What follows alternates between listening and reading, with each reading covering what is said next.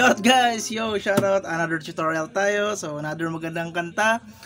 Mula ito kay Idol Lodi Jan Roa J. Roa. Ang title ay Umuwi na Tayo. So, bagong release ito. Two version ituturo ko. Two version. Ang isa with K-pop version. Mas madali ang with K-pop version. Ang isa ay no K-pop. So, start tayo kaagad. 4 chords, full song. Whole song, 4 chords. Pati ang string pattern simple lang. Start tayo kaagad. First version muna.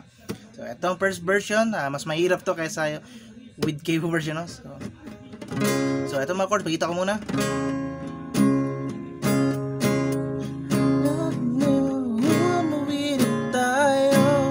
So, C sharp, 4th fret lang yan, 4th fret. Ganyan ang B, 4th fret, okay? And then, ang second chord na gamitin natin guys, ay 4th fret yan ha. Yan. Then, ganito ang gawin natin, B flat minor 7. So, ganito ang gawin natin, remove tong eto, remove. So, remove lang to ha. So, natira to. C sharp pa rin position. And then, bass natin ito. Ito, sa 6th fret yan, 6th fret. 5, 6, okay? So, this time ay naka-silent ng 5th at 1st string. Okay? So, ang tutunog na lang ay itong bass at itong tatlo, 4th, 3rd at 2nd string, okay? Okay yan. Gets. So, ulit, C sharp. Remove lang to. And then, ito, bass note. Naka-silent na to. 5th, muted na. Muted rin itong 1st string. So, ang tutunog na lang ay itong pinakataas at itong 4th, 3rd, at 2nd string. Okay? And then, ang 3rd chord ay isang E flat minor dito. So, 6 pa rin. Ganang B minor yan sa 6th fret. Okay? 6th fret yan. Okay na. Ito, 6th fret pa rin. Okay? And then, ang last chord ay isang G sharp. So, ganang F, 4th fret, 4th fret. Okay? So, first version to ha. And then, ang strumming, ganito lang, down, down, down, down, down, down, down, down, down, down, okay? So, down, down, down, down lang, yung palagi kong sinasabi, ganyan sa ibang tutorial natin, kaya na bahala mag-timing, okay? So, play natin ha, first version to. Down, down, down, down, down. Okay? Then, yung ito lang, bass lang.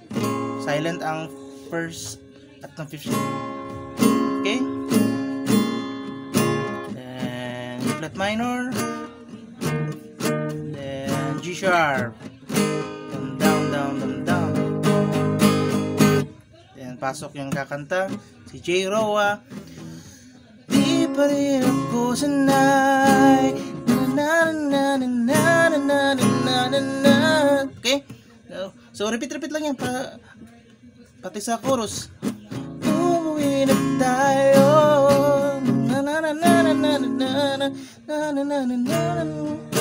Okay na ba na mag-timing ha? And G sharp. Sa 4th fret, okay? Yan ang first version. Nakasunod-sunod 4 chords lang yan. Buong kata. And then second version tayo. So, ito mas simple ito guys. Mas simple ito. Dito first fret capo. Okay? Capo. First fret capo. Okay? First fret yan. And then dito na. So, simple C. Simple C. Second version to. And then second chord, remove lang to isa. A minor 7. Okay? So, mula sa C, remove lang tong isa. Ito. A minor 7. Okay? So, mas madali no? Simple, mas madali. And then third chord ay D minor. Okay, D minor. And then ang fourth chord ay G. Okay, so play natin ang with K-pop version ha. So down lang pa to. Di pa rin ako sanay. Down. Remove lang to. So mas simple ito. D minor. Mas madali, di ba? Ang second version.